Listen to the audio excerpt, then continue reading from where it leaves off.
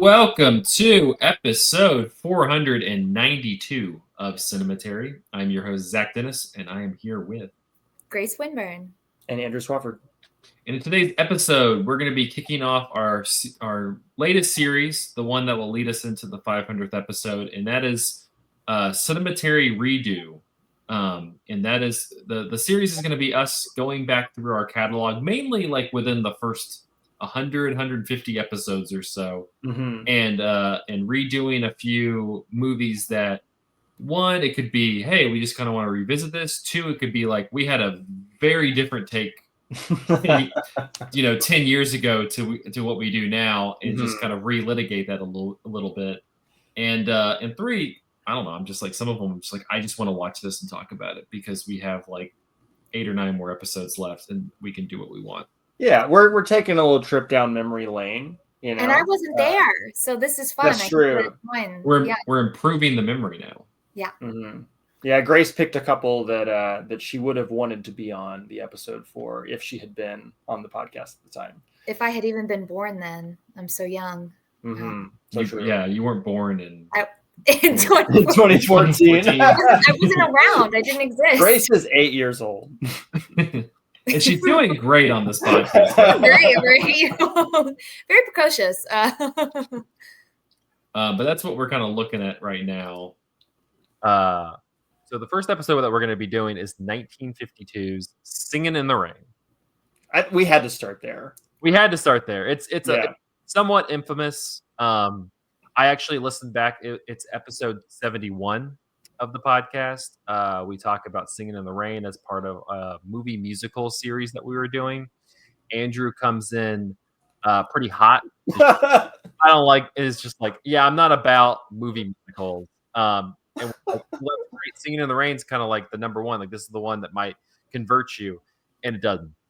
Yeah, I was real snotty about Singin' in the Rain in 2015. Yeah, I was checking the letterboxed list from it, and it was from 9 years ago. So I'm assuming 9 years ago. That's what we're talking about. Yep. But yeah, so we're gonna talk about Singin' in the Rain. We got some special appearances from episode 71 to play during that, but we'll wait. Let's go ahead and jump into movies that we saw this week. I'm gonna kick us off. I saw Timmy C and Bobby D's movie. That's A Complete Unknown. For those uninitiated or unfamiliar, Complete Unknown. It's directed by James Mangold of Walk the Line, Ford versus Ferrari, Wolverine fame. Also, the last. Wait, Wolverine? I thought he made Logan. He made the Wolverine and Logan. Oh wow! Okay. And he made the most recent and entirely forgettable Indiana Jones movie. So.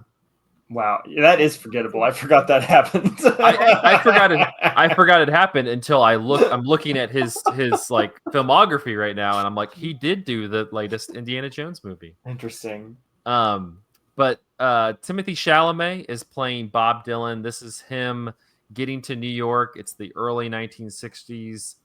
New York is the backdrop of music and cultural upheaval.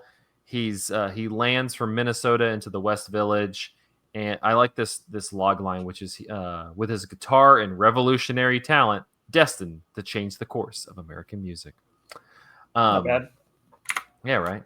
But this takes place Dylan in New York, kind of becoming popular in the folk scene, really breaking out, and then it ends with the Newport Folk Festival, the infamous one. But yeah, it's Timothée Chalamet. You have Edward Norton, Elle Fanning, Monica Barbaro, which, Jesus Christ, like, is that the woman you were talking about who plays Joan Baez? Oh my god, she's so pretty. That's my very like intelligent movie. Yeah. 10 years of film podcasting has brought us here. Yeah, 10 years of film podcasting has led to me to be like, girl, pretty. I like looking.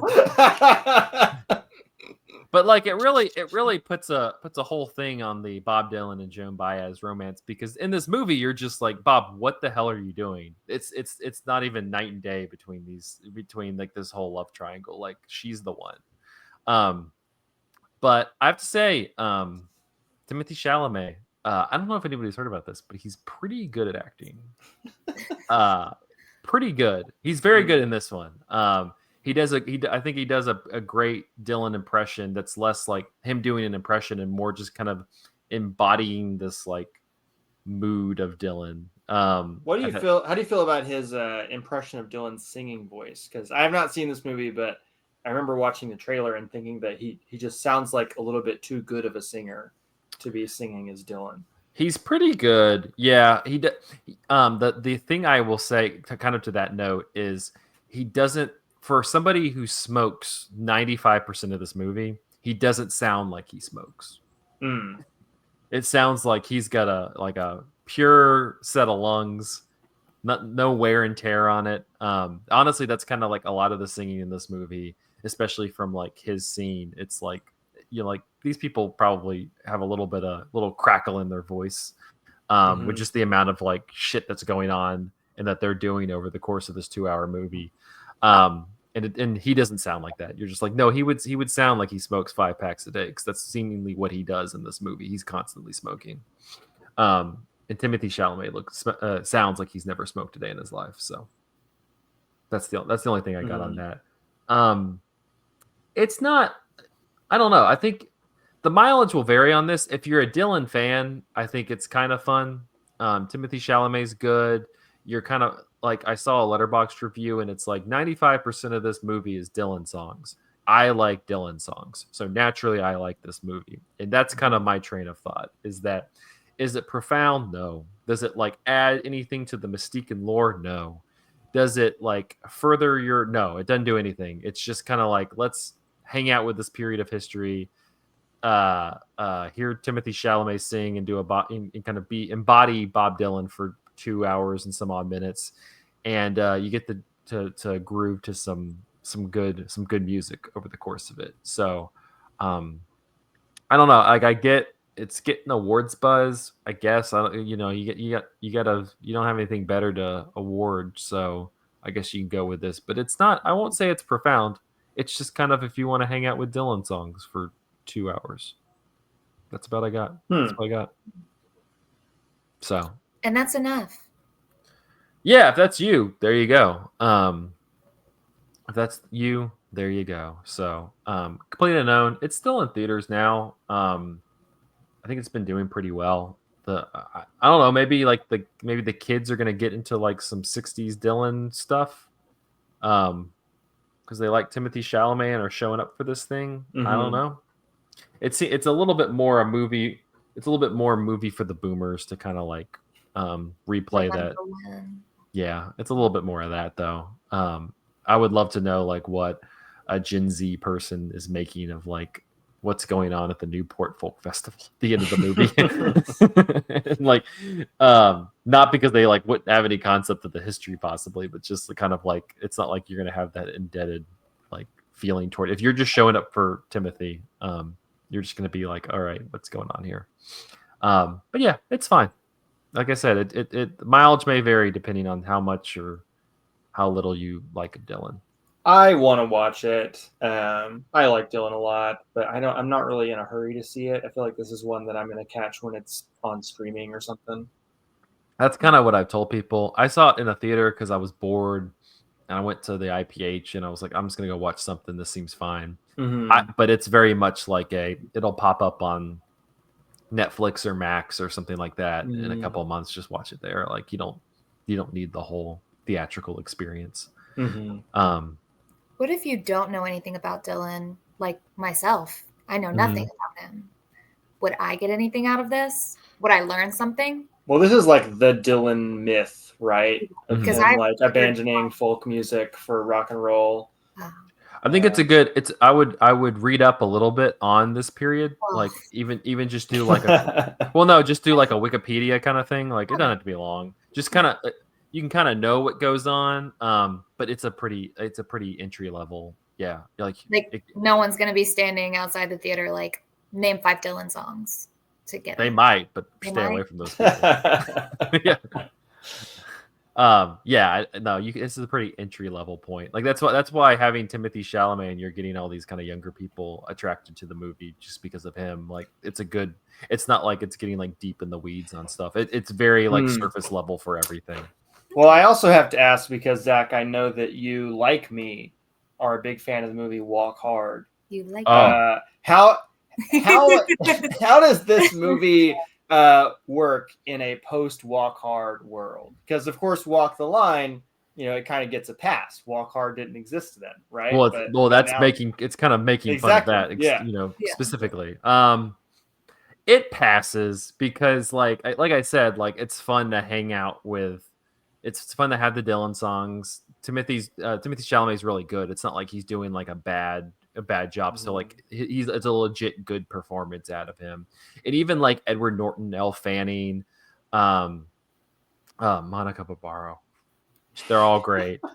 they're all fantastic. They're really good. And so like the acting is there. It's just it's just kind of everything else is pretty subpar.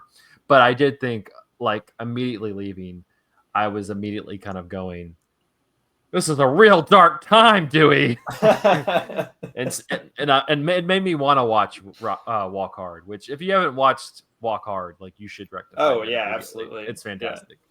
Yeah. I don't think it escapes that. I don't think it escapes the Walk Hard label, but it's still pretty funny. It's a good time. I don't know. Go see it. Grace, I'm passing it over to you. Yes. I saw Nosferatu. For real this time. Because I had put it on my best of 2020 list. One of the best movies of the year. It was one of the best movies of the year that I hadn't seen. That is so chaotic. But I had a feeling I could feel some sort of a premonition, something from the other side, some celestial body anywhere reaching out to me to tell me, hey, you are going to love this movie. It came to you in a dream. It came to me in a dream, and I did love it. I loved everything about it. I thought that this was a fantastic adaptation. I love all things vampires. I love Nosferatu, the Murnau. I love the Herzog. That one is also my favorite. Andrew, I think you said that is your favorite too. It is certainly like a superior adaptation, very dreamy. To me, that sort of feels, it's so mythic. It feels like looking at some still image, like a stained glass window, very medieval and meandering and plotting as it sort of things come into focus. And I think that this as an adaptation does so many things differently and does them so well. I had said in my letterbox, the things that really worked for me was Ellen and Orlok's previous connection, like that having already been established, that he has visited her previously in her life, perhaps that was, something locked away in her memory, some sort of trauma that she had never really worked through, because, what is there to work through? It's some sort of awful. She says it's her shame. Her shame. This awful moment in her life that she's had to live with forever, and then loving Thomas takes it away, makes her whole again. And then I also really loved leaning into the occultism and mysticism with it all, when it is paired against the more modern technological advances, especially in modern medicine, with regards to psychiatric care and medicinal practices of bloodletting and corseting and all sorts like that. I think that those two things really stuck out to me as like, this is something else. This is a different take on it that gives a little more to an adaptation of an adaptation of a, of a plagiarized story, of a plagiarized work, and I think that everyone delivers such phenomenal performances. I had heard from some folks that they didn't like Aaron Taylor Johnson's performance, that they found him too rigid and annoying. I thought he was good. I thought he was good. I don't usually like him, to be honest. Yeah. I thought he was good in this. Same. I think he's a very handsome man on screen, and I think that he kind of coasts on that. But I think that even still, with the performance that he gave, he stuck to it 100%. And that sort of the rigidity of his character, that affectation in his accent, to me speaks to status, societal status and cultural elitism. He is the standard with which Thomas measures his and Ellen's life against. And he is like the epitome of all the hard work that Thomas hopes to achieve through this new job, taking care of this mysterious Count Orlok. It was beautiful. I felt like I could see everything I was supposed to see. So well lit. The black and white with the blue tones were beautiful. I could have lived inside those forever. It still felt equally as dreamy, where I feel like with Herzog and his interpretation, the camera's focused on, whatever this field of vision is. And it's like you start to make out shapes in the dark and then they suddenly appear. And those lingering takes are very dreamy in that. And this thing sort of seemed to fall into the frame. And there's a lot of so much camera movement. There's so much camera.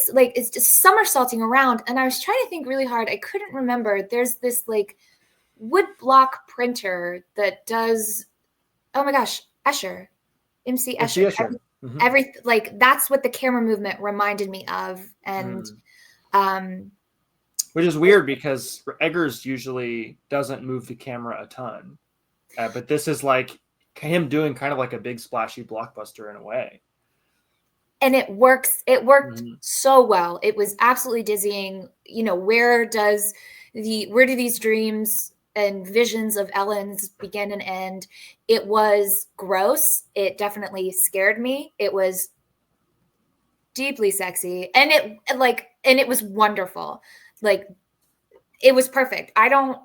What more could you ask for? I walked out of the theater and I was like, wow, that was amazing. And then I heard some people laughing with each other. They're like, that sucked. That was awful. What the hell was that? And it's you just don't get it. And that's okay. I'm so sorry. I thought this was the best movie of the year. Actually, Cinematary. Whatever. What did I put it at? Probably you put it at 6. I put it at 6. Yeah. Did she wait? What was below it, or was that the lowest thing on her list? It was not the lowest one. It was there in the meat of it. You put it above movies you had seen. I did, yeah. And I knew because I knew. Oh man, I was that confident, and I was right. And I probably should have put it at 4 or 5. But I hadn't seen it yet, so I was 6. It's a modest Yeah, you can't rank it that high. I can't put it that high. I can't put it as number 1. That is that's unreasonable. That's tacky. But going back to your point about people walking out and scoffing at it, Robert Eggers definitely no stranger to that phenomenon. I mean, The Witch was one of the first A24 movies that they played really wide. And, they advertised it like it was a very traditional, jump scare heavy horror movie. And I think that got a cinema score of a D or an F or something because so many people hated it. But he has stuck around and continued doing his weird little thing. And What's been surprising to me is that, this time around, he's gotten so much negative buzz from like the letterboxed art house crowd. It seems like people have really taken against it and taken against him more generally as like a director without a vision, without anything to say. And the people who do acknowledge that he has like a particular stamp are kind of dismissing the value of that stamp. That in particular being like his interest in history first and foremost, and interest in like different historical paradigms that characters live in, and how they kind of see the world fundamentally differently than the way that we see it today. His movies don't really offer the same sort of like moral commentary that we're used to seeing in movies, because they're more just trying to capture like the ideologies of the past and of different cultures.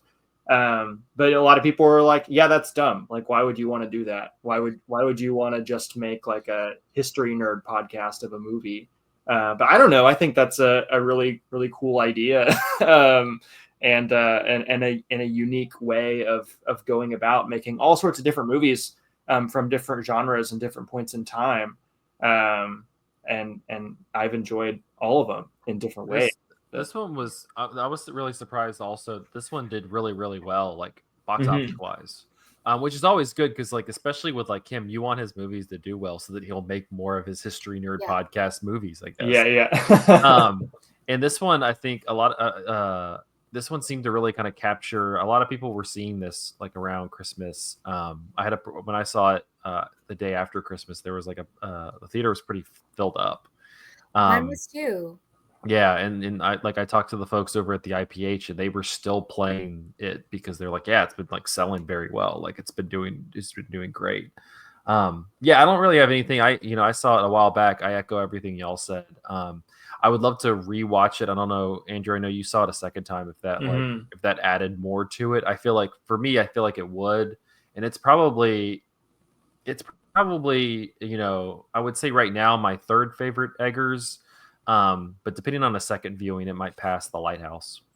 Oh, That's like my second favorite. Yeah, hard to rank them because they are all so different. But, yeah, and I still haven't rewatched Northman, so I don't know. I might come out of that. I liked the Northman a lot more on a rewatch. I feel like Eggers movies are always better on a rewatch, especially if you're watching them on a Blu-ray with subtitles, because these movies are always kind of leaning into you not necessarily being able to make out. This one was very clear. This one was better. It is. It was a lot better than the Northman. The Northman, I didn't understand anything. It was all vibes. But no, this one, I think we talked about it a little bit, but really like what a tour de force performance by Lily Rose Depp. Who, oh my god! I honestly was undeniable. Like I honestly going in, I didn't really have, because she hadn't done a lot. She was in that show with like The Weeknd on HBO. Yeah, and it just kind of was like, what's this? She sold it. She was incredible. Just really amazing. I mean, she sold this like dark, brooding beauty and this fragile, delicate person. And I mean, she's so beautiful and so scary. I didn't know that she was able to do that with her face and body and neck. I mean, it was frightening. It was very unsettling to watch. I wonder, like, I kind of feel like, I think what kind of was difficult for a lot of people to watch and parse out, I think that we're such like a it was very genuine and like a very honest portrayal, and it dealt with some sort of murky ethics on sexuality and desire. And I don't think that in this day and age people are really able to sort of parse out any sort of like gray area when it comes to female desire and sexuality. And I think that there seems to be this sort of need to take the moral high ground. Absolutely. And so when she is displaying less than savory or less than chaste feelings, and I think that people just really sort of struggled with it and really sort of bristled at that. And then also to deliver such a physical performance with that lust driving it, I think that people got a little, they're kind of like the Dad and the Witch. Maybe they would like that a little better. Who he was also great. I was glad to see him. Oh yeah, always like when Ralph that was him. Up. Yeah, he is a chameleon. Oh, I could recognize that voice anywhere. Oh yeah, you know what? Like, that's true. It was like this is. I was like, we get the duo of him and Willem Dafoe. Like hell yeah, going on a little like detective journey together. They were oh my god! And this was also very funny. Like there's it is such super a funny sense of humor. Like when he like pats Willem Dafoe on the back and the dust like billows up. That was very silly. There's like Willem Dafoe's line about home that you like blow the dust off of. It's just very cute. I loved it. I also like Willem Dafoe's giant pipe. Yeah. And his line about how he's seen things that would make Isaac Newton crawl back in his mother's womb. Honestly, like Lily Rose Depp is the star, Absolutely. but right below is Willem Dafoe just being Willem Dafoe in this movie. He's fantastic.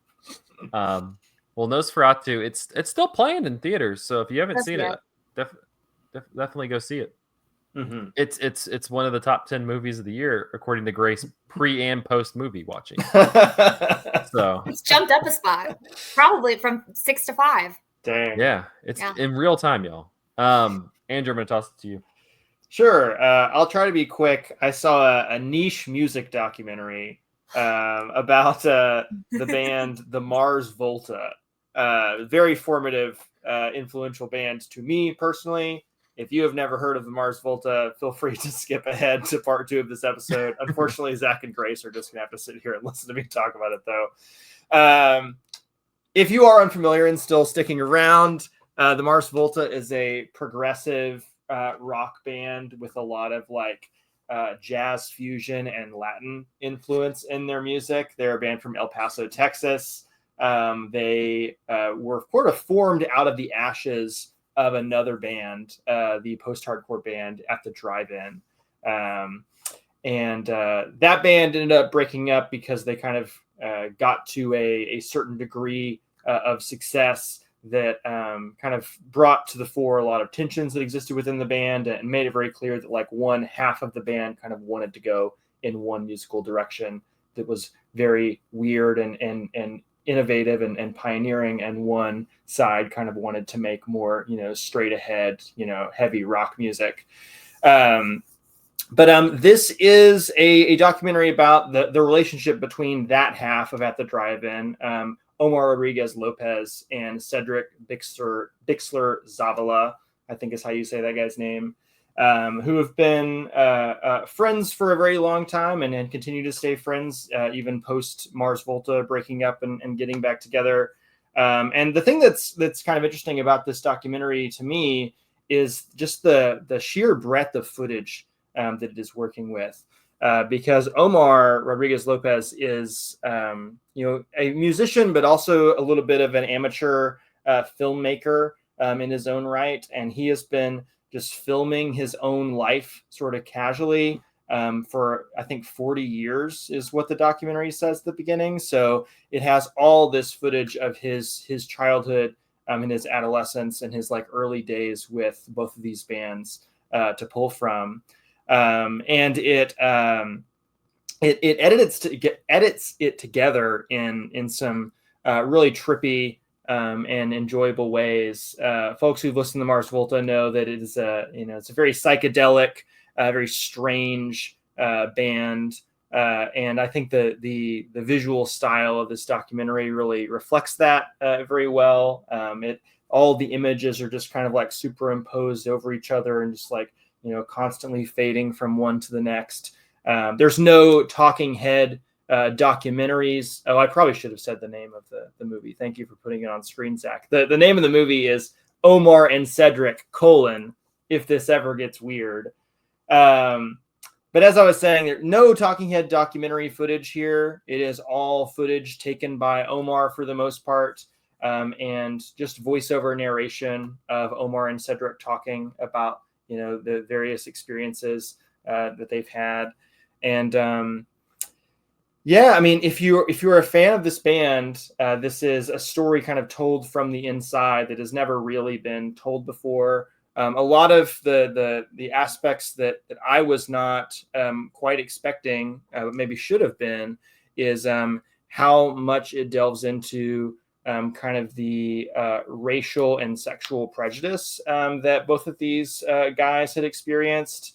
They are both Latino. They're also both queer on some level, I think. This movie also kind of explores their kind of queer platonic relationship in a way that it has a little bit of tension to it. You're not totally sure, like, were they a couple at one point? There's a scene where Omar like points the camera at him and Cedric and says, like, so do you think we should tell them? Do you think we should tell them that we're a real couple? And they both just like awkwardly stare at the camera for a while. And then Omar like kisses Cedric on the cheek and then it cuts.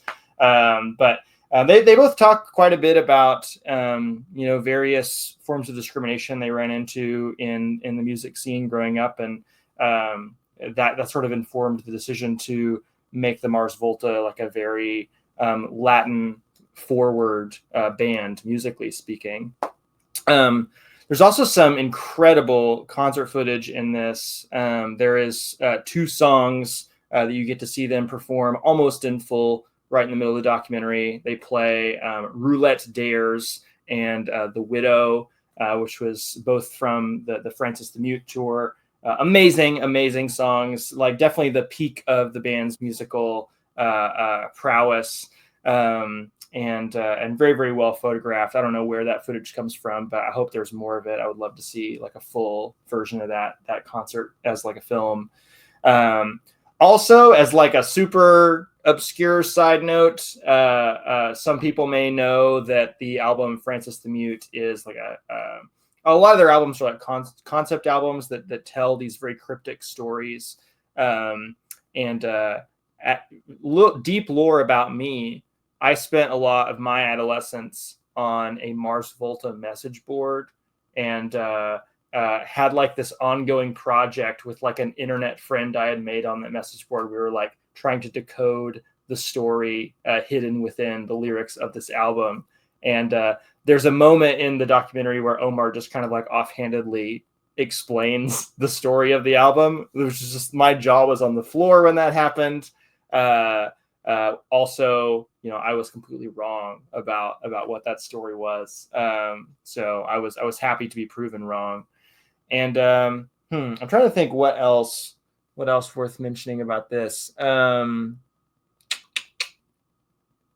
I don't know. If you liked Mars Volta, you should go listen. You should go watch this documentary. It's really illuminating, really, really well put together. I couldn't have asked for a better documentary about this band that I love so much.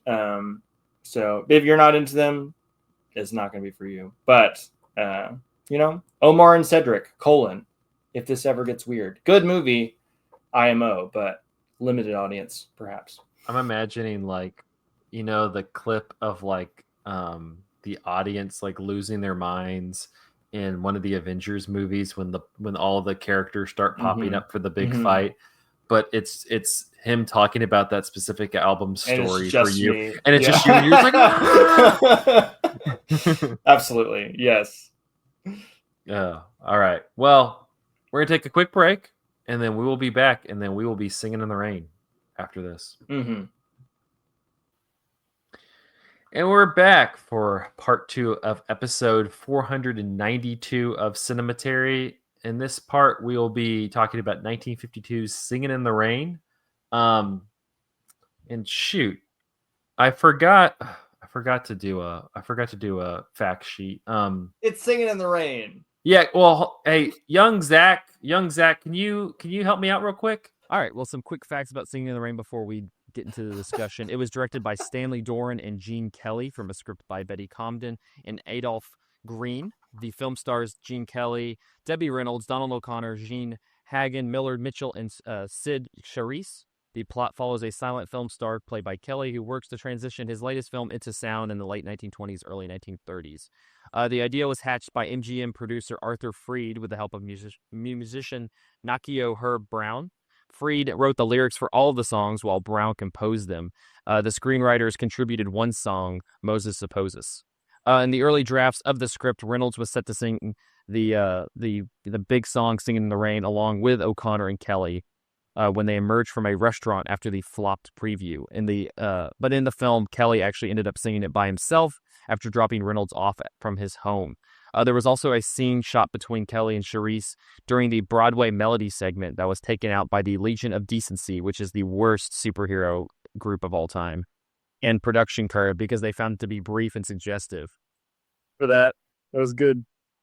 You'll notice that there's a kind of a cut when they get close at one point in the dance. And there's kind of a cut that they took this part out because the Legion of Decency just found it just so unheard of. Could you explain what that was? I didn't notice any awkward cut in the sequence of Broadway Melody when he goes into the nightclub and there's the woman that he's dancing with next, who is the wife or whatever of the gangsters. They have that whole number where they're dancing together, and I guess there is a cut at one point that they took out, where Kelly and her, I guess they described it as a brief suggestive move. So noticing whenever she kind of sticks her leg out and he props it up in the air, then I was like, this is a lot of leg for a solvency. Yeah. In the famous dance sequence in which Gene Kelly sings the title song while spinning an umbrella, splashing through the puddles and getting soaked to the skin, Kelly was sick with an 103-degree fever. The rain in the scene was actually caused his wool suit to shrink during the filming, and there's a common myth that Kelly managed to perform the entire song in one take, thanks to cameras placed at predetermined locations. However, this was not the case, as the filming of the sequence took place over 2 to 3 days. Another myth is that the rain was mixed with milk in order for the drops to better show up on camera. The desired visual effect was produced, albeit with difficulty, through backlighting. Debbie Reynolds was not a dancer at the time when she made the movie. Her background was actually as a gymnast. Gene Kelly apparently insulted her for her lack of dance experience, and it upset her. In a subsequent encounter when Fred Astaire was in the studio, shout out to our guy from last week, he found Reynolds crying under a piano. Hearing what had happened, Astaire volunteered to help her with her dancing, and Kelly later admitted that he had not been kind to Reynolds and was surprised that she was still willing to talk to him afterwards. After shooting the Good Morning routine, which had taken from 8 a.m. until 11 p.m. to shoot, Reynolds' feet were bleeding. Years later, she was quoted as saying that singing in the rain and childbirth were the two hardest things I ever had to do in my life. Variety said that Singin' in the Rain is a fancy package of musical entertainment with wide appeal and bright, grossing prospects. Concocted by Arthur Freed with showmanship know-how, it glitters with color, talent, and tunes, and an infectious air that will click with ticket buyers in all types of situations. Pauline Kael said that it is just about the best Hollywood musical of all time. There is more energy, more originality, more excitement, more art, and American kitsch, like Singin' in the Rain, than there is in the presumed, quote, high culture of Hiroshima Mon Amour, which I thought was just the most Pauline Kael thing you could ever say. Man, that was such a bad pronunciation. Also, you've gotten better at pronouncing words over the years. I also talk so fast. I'm like so fast, and also your voice has gotten deeper too. Oh, thank you. Got some more texture to it. Like you've been smoking grizzled with age. Yeah, I've been smoking more packs of cigarettes. So like what Timothy Chalamet needs to do. Yeah. But let's jump into it. Grace, I'm gonna start with you, since this is a movie that you were telling me before that you like. Her quote was before we recorded that when she closes her eyes, she can watch the movie in her brain. I can see it in its entirety. This is my favorite movie of all time. This is number one for me on any list. Anytime anybody asks me, I am never not thinking of it. I can hear the music so clearly. I can repeat the lines. This is so essential to me. I saw this movie from a very young age, probably like 5 or 6. And from there, I think I gained consciousness to it. From there, it has inspired every aspect of my life. I wanted to be an actress, just like Kathy. I named all of my stuffed animals Kathy after her. I was in love with Gene Kelly. I did not know it at the time. I remember so vividly, I was probably in like the first or second grade, and I was watching it again. And I was like, you know what? I love this movie so much. I'm going to write a review.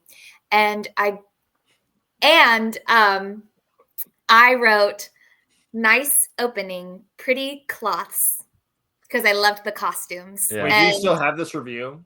It's somewhere on like a little spiral notebook. I had this little notebook that was fluffy and it had a cow on the front, and it was in that I wrote it. I will never forget. That was like my reporter's like steno pad, because of my mother and like all of her steno pads. So I'm like little reporter writing down my reviews. Well, the movie has great cloths, so yeah, great. Right. It does have great cloths. And then I news just in, Singing in the Rain, great opening, great opening, and I like put my little notebook away and just watched the movie. I have the family. I have DVD, Blu-ray, VHS, and the soundtrack. So those are my bona fides for this film. And as I've grown up and as I've learned more about film, it all starts to click, because I watched this with a child's like wide-eyed sincerity, and I took everything at face value. I took this as I was like Lena. I didn't understand the history that it was putting forth, the moment in time that it was capturing. Of course, we talk, don't everybody? I never got that. I didn't know that it was a comedy as a child. I thought that this was the most serious piece of art. I thought that all movies were exactly like this. And again, as I have grown, I have learned that it does so well of capturing and articulating that transition from silent to sound. And now with the experience that I have with silent cinema and film history, this is just such a standout. This is a phenomenal film on every level. Everybody is acting so well, singing so well, fabulous cloths. It does a really good job. One thing that I just noticed on this rewatch today, there's a time where when they're wiring Lena for sound and they have to go into the sound booth, that transition from silent to sound, it resulted in some pretty stagnant camera work. And, how do they, they're trying to figure out how to record audio, and, them sort of stumbling through it as they figure it out. It's little things like that that are so accurate and so careful, so like well put down, that this movie is like I'm pointing to my TV. It's on my TV. I was just watching it before we started. That this is, you could use this as like text for a class to teach that transition, and it would work so exceptionally well. I think that if anyone has any interest in like, I'd like to learn more about film, start here. This is fun. Musical. It's a fun musical. It's a beautiful romance with stars like we've never seen before or since. We don't have triple threats like this anymore. Where are they? I'm trying to think of some. Mike Feist, he came to mind with West Side Story. I guess Tom Holland as well. If he could just get out of Marvel jail, if he has he really, I don't know. Channing Tatum.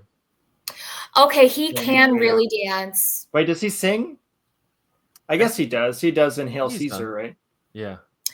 But they don't. He doesn't do it enough. He doesn't do it enough. That was a really good one, and that's another one that I would also kind of put in this sort of little time frame. But this is wonderful, and on this watch, what really stuck out to me most, or at least this time, was the through line of dignity, always dignity. We can talk more about that, but I definitely want to circle back just like how it's capturing the transition. But I do want to hear from Andrew. But before we do that, let's No.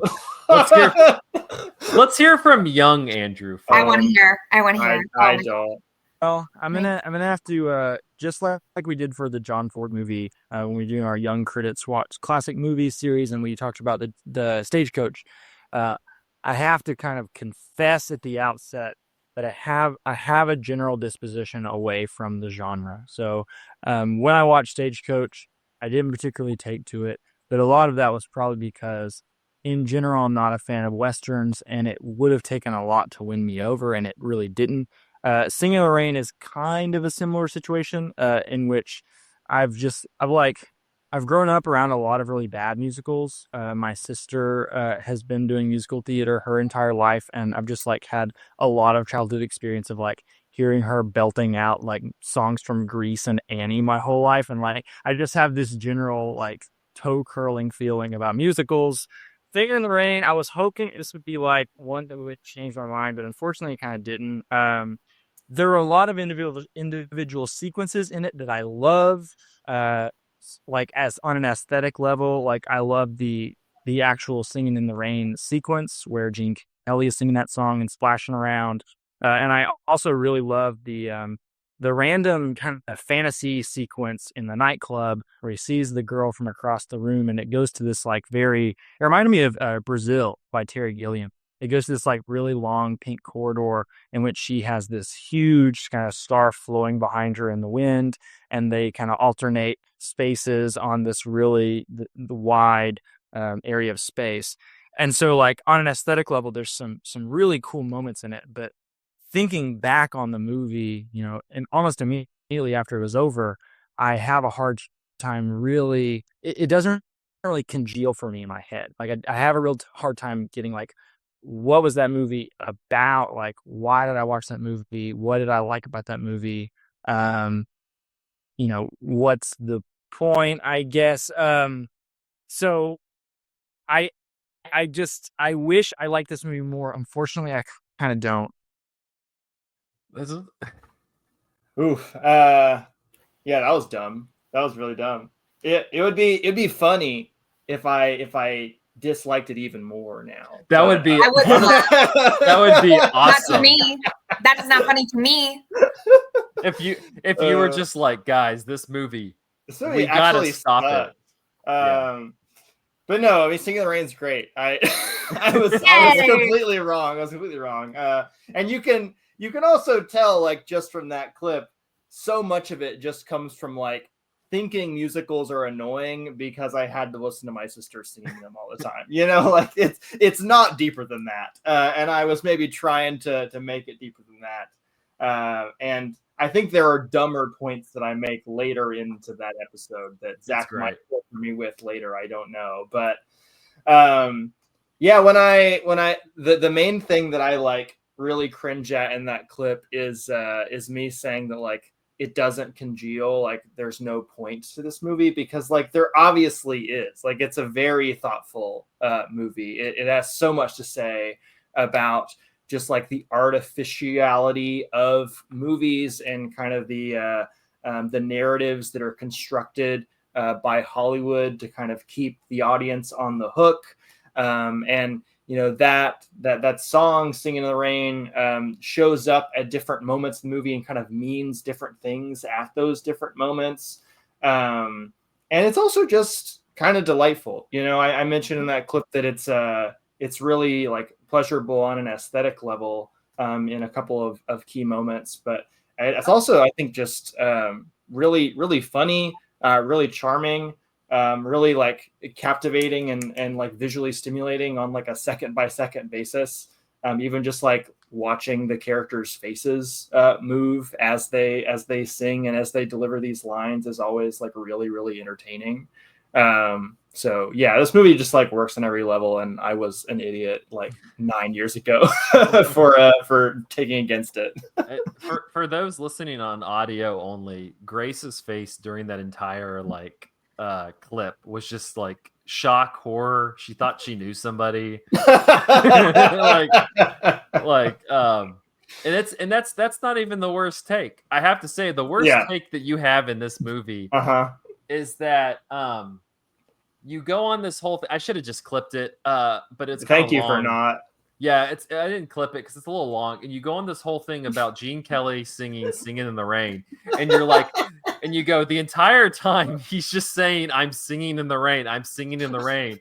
And you go, that's kind of like if we started doing this podcast. And all we said during the podcast was, we're doing a podcast. We're doing a podcast. We're doing a podcast. And I was sitting there at work today listening, absolutely dying to myself because that was such a stupid but funny point that you made. Is just because I'm just laughing at like, we're doing a podcast, like they're like he's a Pokemon or something, just saying what he's doing. I remember I tried to dress it up in kind of like fancy academic language, and I remember I cited Scott McCloud's book Understanding Comics, which is a great book, but there's a point in it where he says that like in a comic the words and the visuals should kind of always be communicating to different things, and I'd like tried to apply that to Singing in the Rain in like such a stupid way. Honestly, I loved it. It was really funny. And oh, sorry, go ahead. I was just gonna say as well. I listened to the whole second part of the podcast today. I'm good. You have no sins. I have no. At least in this episode, episode, I had no sins. I was like, come up with a point. I was like, that's a good point. I was just thinking that. I was cooking. In that episode. It was great. I thought I did a good job. That's all I have though. I don't know. Grace, what do you make of all that? What do you make of our 10-year comeback around on Singing in the Rain? I don't know. I mean, I guess you don't have to defend it. It's fine. Yeah, I mean, I'm so glad I wasn't there. Yeah. I don't know. Like I feel like if I had been there at the time, I don't think I would still be here now. I think I would have been like, you guys are wrong and you're mean and I don't like you and I'm taking my ball and I'm going home. You don't deserve this movie. You have no light or joy in your hearts, and you can't take something that is so joyful and just effervesces with vibe. It's so vibrant and alive in every way. I mean, I am such a huge fan and I love it because I love it. And you know, how critical can you be about something that you feel so strongly about, that you're so attached to, that it feels like it is. And I keep like motioning towards it because it's literally, I just paused it in the middle of it. That I feel so strongly about. And, you know, it's like, how do you talk, or like, how can you speak critically about something that you just love unabashedly and love out loud? So I have to kind of like reel in the passion a little bit and speak a little more critically about it. Can we go back? Oh, sorry. Can we go back to the point you were making at the beginning? We can talk a little bit about how it's capturing like that transition from silent to sound. Because the thing I was thinking about on this most recent rewatch, which is probably the first time I've watched it in like 4 or 5 years. It's been a little bit of a minute. But you know, when they make the transition to sound, it's also a movie like there is. The thing I enjoyed about it is when you kind of get to that transition part, it also becomes like not chaotic, but they start throwing a bunch at you because it's like you're getting hit with a lot of like musical numbers, and it's a lot of different types of musical numbers, and Donald O'Connor's doing crazy shit. And to me, but I was thinking about it and I'm like, that's kind of what the transition to sound was, because nobody, you know, everybody watched The Jazz Singer, that piece of crap. And I wish this movie was harsher on The Jazz Singer. I do too. That's my one critique of Singin' in the Rain. And you know, that changes the game. And then it's like nobody knows like what to do with sound. And so you have stuff like those numbers where you're seeing like the ads for the different outfits that Debbie Reynolds is her, you know, she's dancing in. You have like the beautiful girls where he's just like walking with all the women singing. Like you kind of just have stuff like that because they're like, I don't know what the hell to do with it. We just need to have sound in it. and like this kind of captures jangling keys in front of the audience a little bit. and so I think like when it kind of goes into that like just bouncing around to different numbers and just doing different things, I'm like, yeah, that's in line with like what this period of movies was like, because everybody's like, I need to capture this, but I also just don't know what to do, so I'm just gonna like make noise and see if it works. Is it before the beautiful girl sequence that like you get this montage of like all these different things that people are doing with synchronized sound? And it winds into that. Yes. And that feels like, you know, what I've heard people say about like TikTok and other social media apps that are just like all like candy colored, like slot machine style, like just visual stimulation, right? But it works so well, right? And I think this movie is like takes advantage of the fact that it is a movie musical and not a stage musical, because there's so much cool like editing and special effects stuff happening at any given moment. Yeah. This that montage, again, like as I've grown up with it, it never really clicked for me. And now that we're like touching on it, it makes me think of like, okay, it's like quite literally, it was like they literally reinvented the wheel. Like when film came out, it's like, we don't know what to do with this, and it's just a free for all, capture everything, capture anything. And it's all very overwhelming. And so how they start with I think like the sort of truncated sequence from Make 'Em Laugh to Beautiful Girls is like the perfect sort of microcosm of the transition, because you have the studio system that's very much like Dumont Pepe, as they're like walking through the studio, and there's this, and it's all one big soundstage. And so they're filming this movie, all at the same time, with all the same sounds going over it. And, you know, the directors are calling out sounds to it. You know, you move like this, you do like this, now play like this and cut like this. And it's all happening all at once. They're churning out all these different films all at the same time. The shooting schedule, everything overlaps. You get Make 'Em Laugh, close down. And then the montage as all the studios are coming out with sound technology and all the different types of musicals. It's dancing musicals. It looked like, you know, sort of like Hollywood, or like a collegiate sort of romance there. They've got the different special effects that they're splashing onto the screen as they're like trying to figure out how to move cameras. How can we capture these scenes? And it looked like in the Beautiful Girl sequence, there's just a microphone down from like the ceiling to just capture as they sing and move in one spot. Which is what they should have done in the Dueling Cavalier. They kept trying to like attach. Oh yeah, they're trying to figure that out. They kept trying to like put it.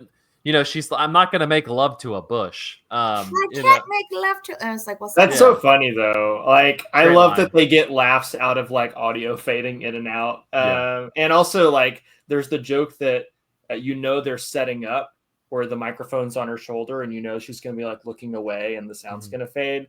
But then they pull the rug out from under you, and what happens instead is the guy comes in and like yanks on a wire and like knocks her over. But then you get to see the joke that you were expecting after you've already forgotten about it. Once you actually see the film at like the premiere, and it's fantastic. Yes. Oh wait. Yes. No. That was I never laughed harder. That's always funny. But like with the invention, like it's so, I think it's also really great. I read this that when they made the transition from silent to sound, that two genres took off as like the most popular and like the most profitable, and it was the musical and then gangster movies. Because the sound of the guns. So imagine if this had been, I guess, like Shooting in the Rain, we probably wouldn't have the same sort of, you know, feeling to it, or same sort of connection. Well, to if he was, you know, walking around with his Tommy gun, singing "I'm shooting in the rain," Andrew would have been like, "We know what you're doing." You're so astute. So hit the nail on the head. but it captures it all really well. And you know, I love the party scene, their attitudes toward sound. It's a joke. It'll never last. And I also think that was kind of, again, going back to this idea of film when it started. They thought that this had no staying power. This was a novelty. This was something fun and funny.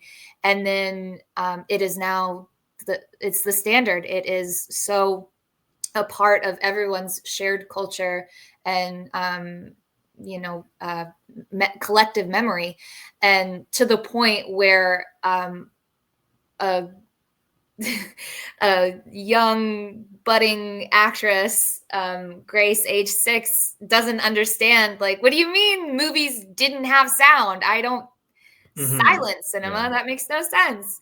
That, you know, here we are in 2024 and they don't 2025, Grace.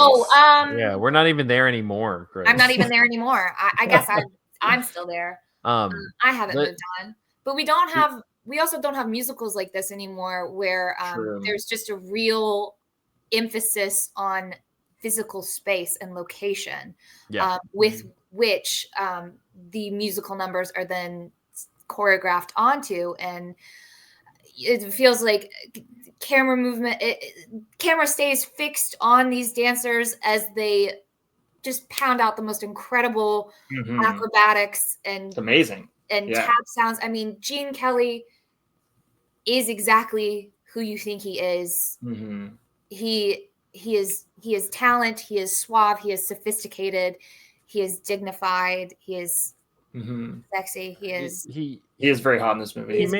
The person he kind of reminds me of, and this person doesn't dance, so that's not necessarily why, but like in terms of this movie, and I'm watching it, and just like you described, like the physicality of it, he reminds me a lot of Tom Cruise. You know, like it just as somebody who, like, you know, like Tom Cruise, you love him or hate him, he gives his all in the movie, and is like, you're gonna the physicality for sure. You think about like a Mission Impossible movie, like he's gonna give you the stuff, like he's gonna have the big stunt, and he's gonna do it himself. And it's to me, that's kind of that's what I feel like with Gene Kelly, is that like all three of the people that you're watching in this movie, Gene Kelly, Donald O'Connor, and Debbie Reynolds, like it's them. You feel that tangibleness of it. That's the same feeling I get when I'm watching, you know, a Mission Impossible movie or something that Tom Cruise is doing now.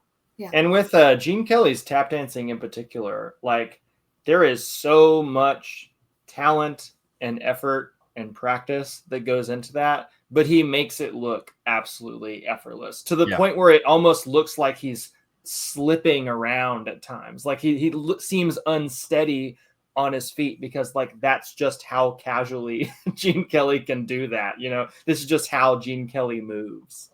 And he's paired so well with everyone. Everybody really does keep up. Yes, Debbie Reynolds, may she rest in peace. I really was beside myself when she passed. I forgot that she died so quickly after Carrie Fisher. Yeah. So I want to be with Carrie. I want to be with my daughter. And so, yes, Debbie Reynolds had to have extra help from Fred Astaire, and Fred Astaire was like, this shit's hard. Gene is tough. Donald O'Connor, when he does make him laugh, he was bedridden after filming that. It was so exhausting. And they're like, Donald, we have to do another take. We lost some of it. So he had to go through it again. I mean, to tap dance like that on solid concrete for hours and hours and hours, doing the same flips and jumps, and he's like hitting his head and stuff. Like he makes us laugh. He does. It's so funny, but also when he runs up the walls, it's so goddamn incredible. When he at the end of the sequence too, after all that, he runs up 2 walls and does a backflip. It's incredible. It's amazing. But we would be remiss if we do not talk about the dance scenes with Gene Kelly and Sid Charisse, because we see them do it again in An American in Paris. They are so, I mean, it's like one heart. It's a language being spoken there. They speak it so fluently and so fluidly. It is so beautiful. It's like heaven to watch them. And I think I really, my 2 favorite sequences are the Broadway Melody Extended, because that also takes you through film history and like pre-Hollywood history with burlesque and vaudeville and stage performance like that. We also see a little of that too, as Don is giving his dignity speech as we move through different eras in his life and the backdrop of like art and performance that and the studio system informs everything. And we get to the studio system, of course, Rise of Hollywood studio system and everything. That's also pretty essential to this. But Broadway Melody and the sequence between him and Kathy, Don and Kathy, the You Were Meant for Me, that one is so, those are two so romantic. And good again, plot. that is where Gene is so suave and so dreamy that he is just a fantastic leading man. And again, it like builds, it sets a stage, it shows, it's that Hollywood magic as they craft it, and how with just some lights and a big fan. And like you see them craft it, you see the strings that are being pulled, but it also completely works too. It works so well to strip down an entire to it's just the studs, to the bare bones, and to still create and craft a compelling romance duet and dance number, and then to go and then with Broadway Melody Extended, with all of the flash and flare of that. It's all Hollywood. It's all movie magic all the time. This is the most perfect movie to ever exist, I think. That was one of the other arguments we get into in the previous episode. I don't want to hear it, actually. Well, we talk about the Oscars year with The Artist and Hugo. It might have been Andrew. I forgot who it was. It's just like, it's just Hollywood applauding itself. Like, they like this movie because it's about movies. Then Zach, who's really good in this episode, comes in. Is like, yeah, like I like movies too. It's a movie. Movie. You're absolutely right. It's like, well, who gives a shit if they're celebrating themselves? I like it too. Absolutely. I don't think that they pat themselves on the back too much, because there is like this is a really good satire of like it's about the manipulativeness of the system too. Of course. Right? Yeah. And there's some tension there, as they talk about Kathy says, the pantomime on the screen, the faces on screen just don't impress me. They make a bunch of dumb show. I'm talking about acting, real acting with great words. And when Don can't even parse out Imperious Princess of the Night, I love you, I love you, I love you, I love you. Who got paid to write that? And so, it is such a good little satire. They don't take themselves too seriously, and that tension is there between, what is real acting, what is a real film, what is. And this sort of posits that it's, kind of everything. Don't take it all too seriously, maybe, but. Any final thoughts as we wrap up? Fabulous cloths, as always. I was going to say you were great. You were talking about the Cerise scene in the Debbie Reynolds, Gene Kelly one, and like those are great cloths. Those are fabulous cloths, beautiful cloths. I can't get enough of them. I do think that the cloth scene, like with the long scarf, is still like the high point of the movie. It's amazing. Air, it's like a cloud. I mean, they look like they're in heaven, just the two of them as they dance. And like as she circles around him and the cloth like goes like through his body under his arms and stuff, like incredible. No notes. That's incredible. And it's also like that feels a little more suggestive, right? Than well, the scene before in the nightclub when she's in the green dress is very suggestive. And that's the most suggestive scene, or the most suggestive scene in the entire film. That's why the League of Decency didn't like it. Like nothing tops the sexuality there for a film that is as romantic as it is. Like this is such a beautiful romance that makes me cry every time. And it's a better handling. We talked about it in the previous episode, but Gene Kelly kind of does the same thing in American in Paris. Has the 17-minute like sequence. And at least in that episode, we weren't as big of fans of that, but we felt like Singing in the Rain kind of like nails it a little bit more of like, hey, we're going to have a random sequence that really doesn't totally make sense within the plot of the movie, but it's amazing. It's going to be really cool. Yeah, it's going to be really cool though. It'll look great. Trust me. It's wonderful. Andrew, what about you? I apologize for my past actions and beliefs. Apology accepted. Yeah, I was wrong. Singing in the Rain is a really good movie, actually. I don't know if you guys have heard this. Streets are saying. Mm-hmm. Streets are saying. All right, before I wrap it up, so we have a list of movies that we're going to cover in this episode. What we're going to do rather than... You mean in the series? In the series. No, just in this episode. All right, time to do 5 more. In the series that we're going to cover. But rather than kind of going like, all right, this is the schedule, we have the episode scheduled, but we're going to like pick movies at random.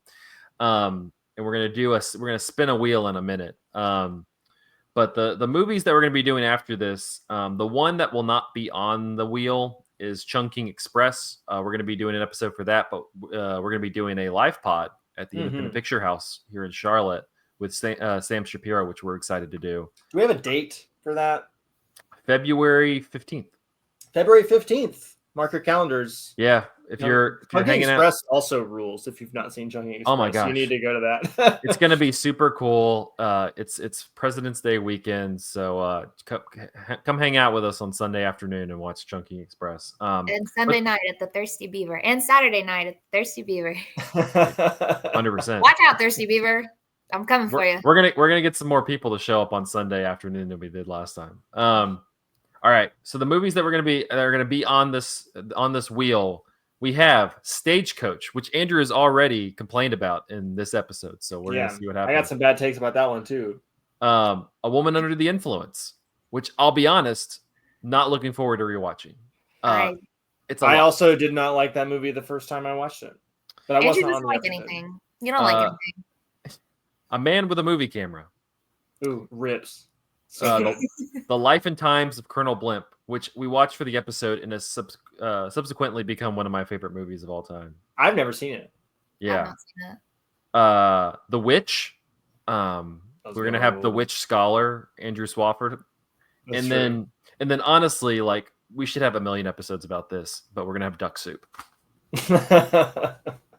All right, but let's get for those watching on the video, we have the wheel here, so we're not. This is the most high tech our YouTube videos. This is so cute.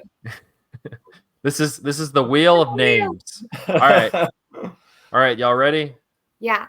Let's spin it. Spin the wheel. Come on, big money. Oh, Man with a Movie Camera. Let's go. I don't know We can't lose, really. No, we don't lose. All right, well, let's remove it, so we'll have that off for next time. So next episode, Man with a Movie Camera. We're gonna get some Soviet filmmaking into here. Silent cinema. Yeah. Who cares about the sound cinema stuff? Yeah. I don't. Sound. It's a fad. It's a scream. It's vulgar. But thank you for listening to this episode of Cinematary. You can find us on Instagram at handle @Cinematary, where you'll probably get a lot of content the weekend we're here in Charlotte for the live podcast. Grace is going to make sure of it. I sure will. But you can also find us on Letterboxd at letterboxd.com/Cinematary, where we have all the movies that we talked about in this episode. patreon.com/Cinematary. We're going to have some cool announcements about that in the coming months. What we're going to be doing on Patreon. So now's the time to pay $1, $5, get on the list. Like $100. make it happen. Yeah, $100, $500, whatever you want to do. Whatever. But big thanks to our patrons, Cam, Ron Hayes, Tanner Huskins, Teresa Marsati, and Tyler Chandler. We thank you for your patronage and hope to one day continue insulting the movies that you suggest for us to watch. Until then, Man with a Movie Camera next episode. Thanks for listening. We'll see you for that episode. Bye.